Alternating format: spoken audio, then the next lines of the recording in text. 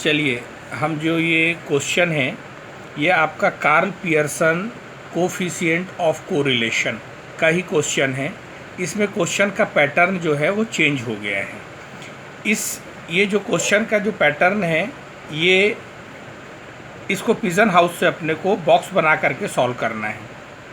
ये जो क्वेश्चन है इसमें एज ऑफ हस्बैंड दिया हुआ है ये x, और ये है आपका एज ऑफ वाइफ दिया हुआ है। ये फ्रीक्वेंसी दी हुई है, ये x की फ्रीक्वेंसी है और ये y की फ्रीक्वेंसी है। सबसे पहले आप काउंट कर लीजिए कि एज ऑफ हस्बैंड की कितने क्लास दिए हुए हैं, 1 2 3 4 5, और इधर नीचे दिया हुआ है 1 2 3 4 5। तो ये 5/5 का पहले कॉलम बनेगा। तो आप देखिए कि मैं ये दो कॉपी को लेकर के, दो पेजेस को लेकर के मैं बनाऊंगा ताकि आपको अच्छे से समझ में आए।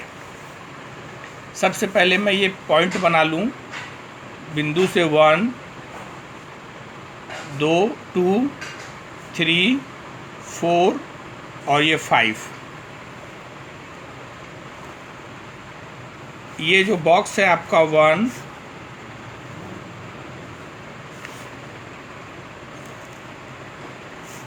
2 3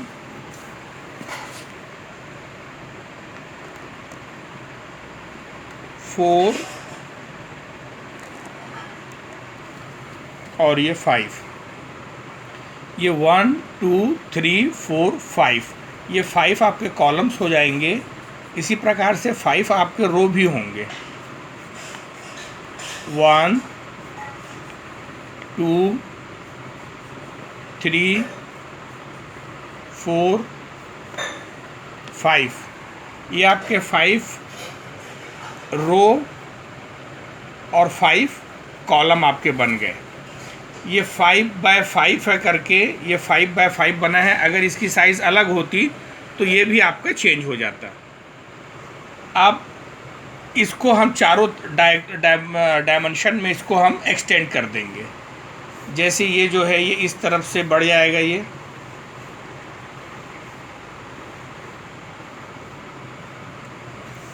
ये आपका ऊपर से बढ़ जाएगा,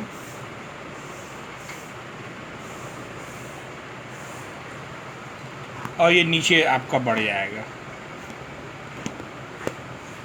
इधर से आपका बढ़ जाएगा 1 2 3 4 और 5। इस तरीके से ये चारों तरफ से ये आपका फैल गया।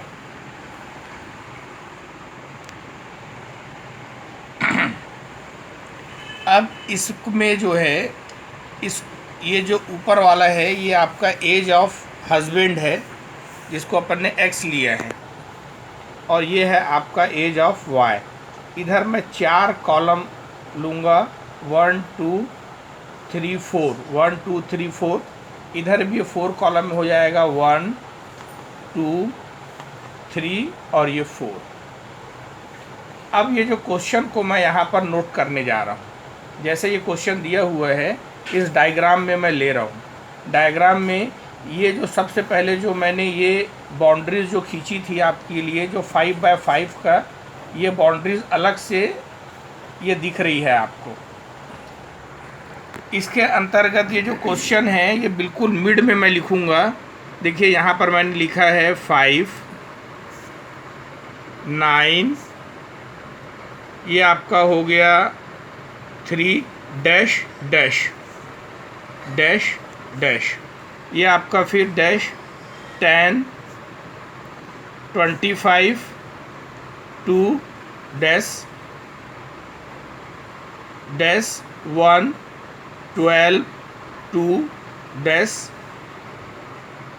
Dash dash 4 16 5 dash dash dash 4 2।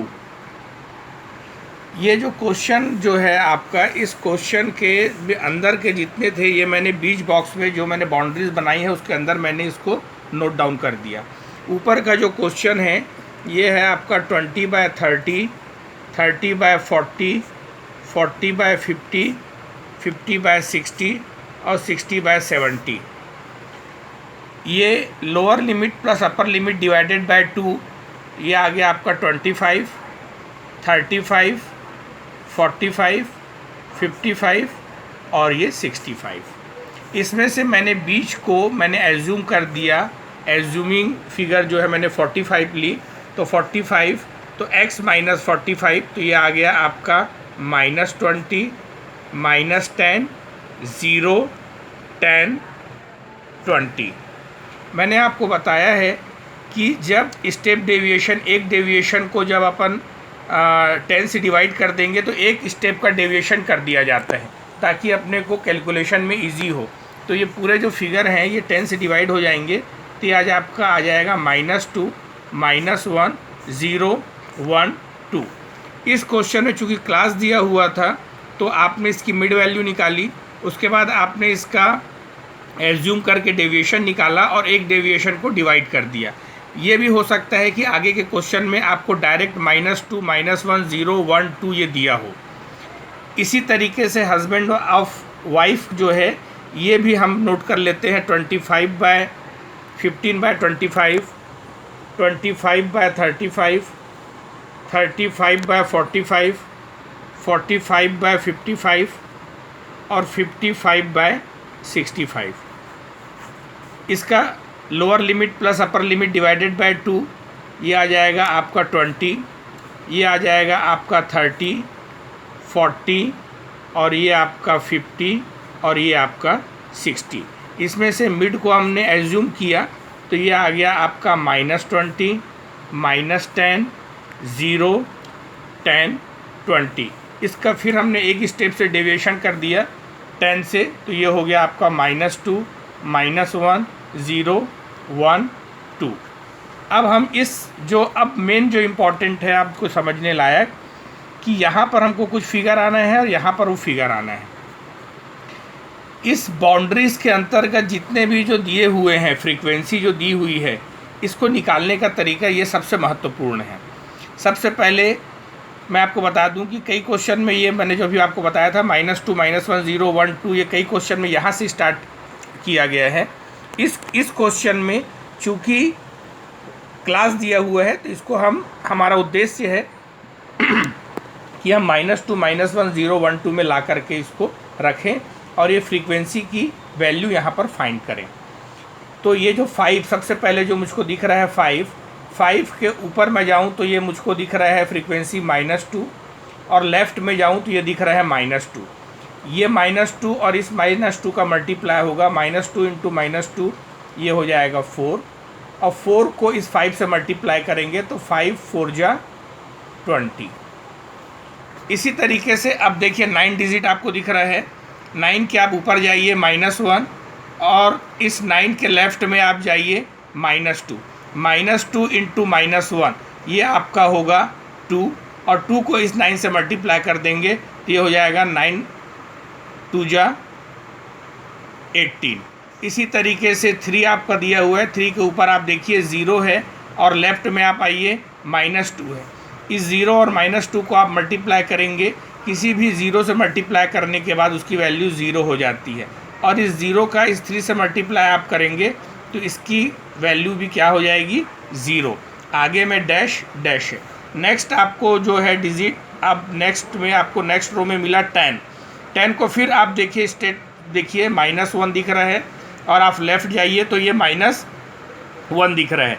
इस -1 और इस -1 दोनों को आप मल्टीप्लाई करेंगे आप तो इसकी वैल्यू आएगी 1 और फिर इस 10 का इस 1 से मल्टीप्लाई करेंगे तो ये वैल्यू हो जाएगी 10। इसी तरीके से आप 25 देखिए, इसके स्टेट में देखिए 0 है और आप इधर देखिए इधर -1 है। ये 0 जो वैल्यू है ये पूरे को 0 कर देगा तो इस पूरे जो है इंटायर कॉलम की वैल्यू 0 हो जाएगी। इसलिए मैं डायरेक्ट इसको 0 0 कर देता हूँ। ये 0 0, ये पूरी वैल्यू 0 0 और यहाँ पर वैल्यू नहीं दी है। इसी प्रकार से लेफ़्ट में आप देखिए, पहले ये 2 का कर लेते हैं। 2 का आप ऊपर देखिए 1 है और इधर आप देखिए -1 है। -1 और × 1 ये हो जाएगा आपका -1 और -1 का मल्टीप्लिकेशन 2 से होगा तो ये इसकी वैल्यू हो जाएगी -2। अब नेक्स्ट रो में आते हैं, ये वैल्यू 0 है तो ये भी वैल्यू 0 हो जाएगी। ये वैल्यू 1 से मल्टीप्लाई करने के बाद ये 0, ये भी वैल्यू आपकी 0 होगी क्योंकि इस 0 का मल्टीप्लिकेशन 1 से होगा, तो 0 और 0 का मल्टीप्लिकेशन 2 से होगा, तो ये 0। अब आ जाइए आप नेक्स्ट रो में। यहाँ पर अगली जो वैल्यू दी हुई है 16, इसकी आप स्टेट देखिए 1 है यहाँ पर, और इधर आप देखिए वैल्यू 1 है। 1 इंटू 1 आप करेंगे तो ये 1 1 जा 1, और 1 का मल्टीप्लिकेशन 16 से करेंगे तो 1 इंटू 16 16। इसी तरीके से देखिए 5 वैल्यू दी हुई है, ऊपर आप जाइए 2 है, आप लेफ़्ट में जाइए 1 है। 1 इंटू 2, 2 1 जा 2, और 2 का 5 से मल्टीप्लाई करेंगे तो 5 2 जा 10। इसी तरीके से अब लास्ट रो में हम आ जाते हैं 4। 4 को आप देखिए स्टेट, ये दिख रहा है आपका 1, और 1 का मल्टीप्लिकेशन आप लेफ़्ट में देखिए 2, 2 इंटू 1, ये हो जाएगा आपका 2, 2 4 जा 8।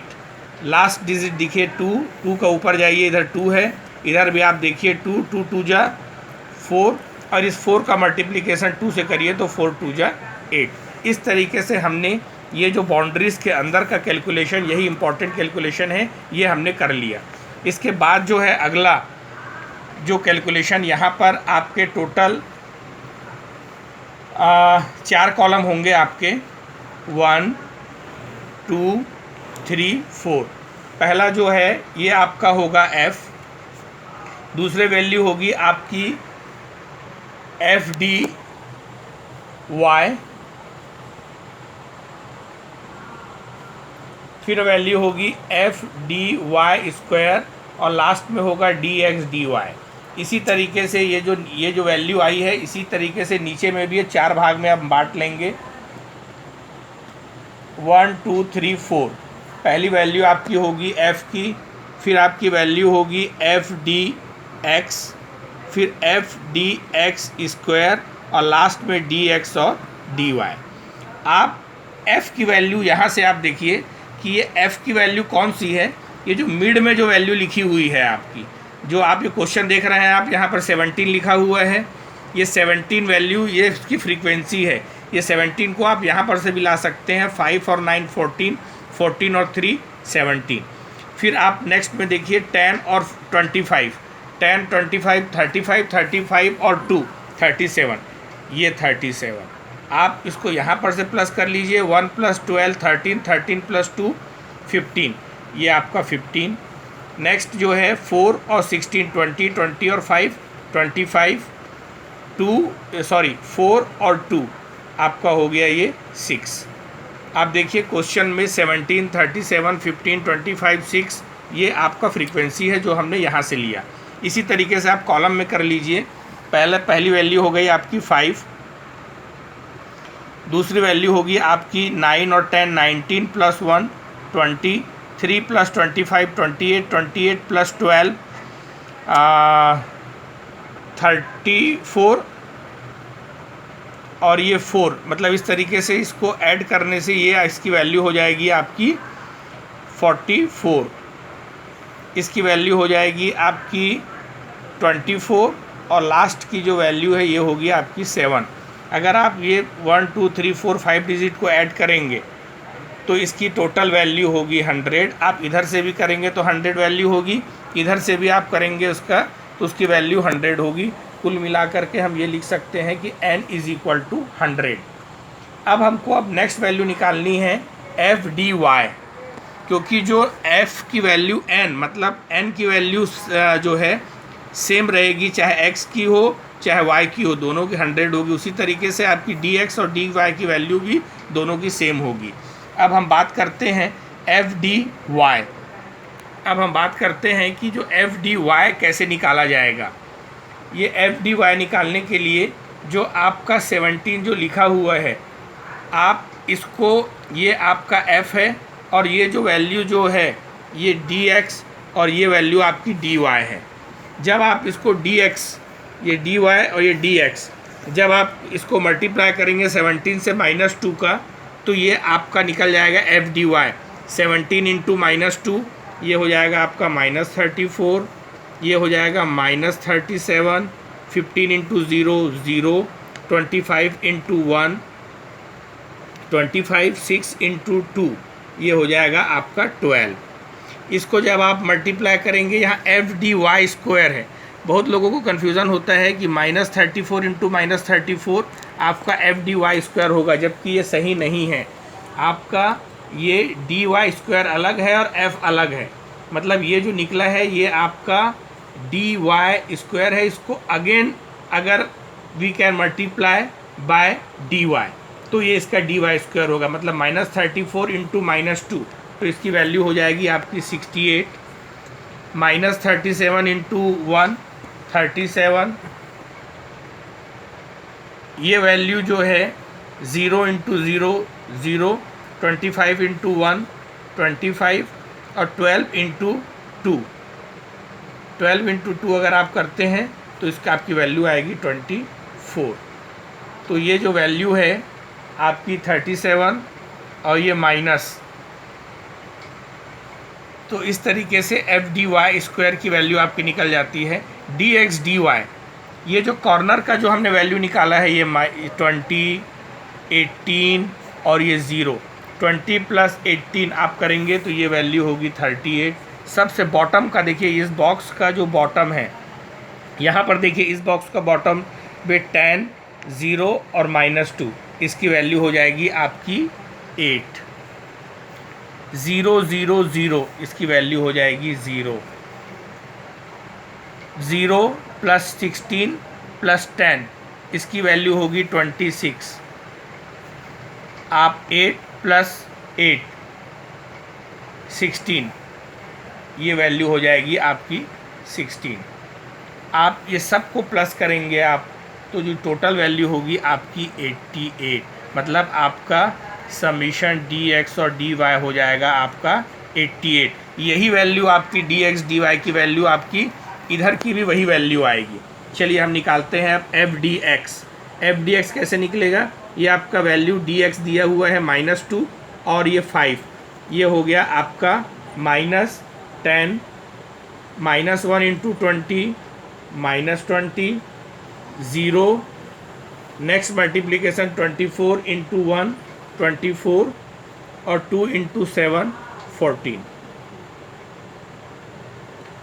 आप फिर से एफ डी एक्स को आप फिर से एक बार डी एक्स के साथ मल्टीप्लाई करेंगे तो एफ डी एक्स स्क्वायर हो जाएगा, मतलब -10 इंटू -2 20 20 0 24 और ये आपका 28। इसी कॉर्नर को फिर से आप कॉर्नर को लेकर के प्लस करेंगे तो ये होगा आपका 20 18 प्लस 10 28 0, इसकी वैल्यू होगी आपकी 22 और इसकी वैल्यू होगी 18। अगर आप ये सब का भी अगर आप प्लस करते हैं 20 प्लस 28 प्लस 22 प्लस 18 तो इसका भी टोटल आपका होगा 88। मतलब आपका डी एक्स डी वाई दोनों की वैल्यू आपकी 88 सेम होगी और n की वैल्यू आपने 100 निकाल ली है। आपका जो सेम फार्मूला जो है आपका, जो इसके पहले आपको बताया गया था, ये जो फार्मूला है आपका, इस फार्मूला में आप वैल्यू को पुट करेंगे आप इस फार्मूला में, इसके बाद वैल्यू आपको निकालनी आती है। मतलब मैं ये बताना चाहता हूँ आप लोगों को कि ये जो क्वेश्चन जो है आपका पिजन हाउस, ये क्वेश्चन बहुत इम्पॉर्टेंट है, एग्ज़ाम में आने लायक है ये। और हमने अभी तक जो कार्ल पियर्सन का कोरिलेशन जो है, कोरिलेशन ऑफ कार्ल पियर्सन जो हमने किया है ये वही है, केवल क्वेश्चन का पैटर्न आपका चेंज हुआ है। इस क्वेश्चन को आप एक बार बनाएं, एक बार प्रैक्टिस करें, इसके बाद अगली क्लास में मैं और भी आगे के क्वेश्चन आपको बताऊंगा। धन्यवाद।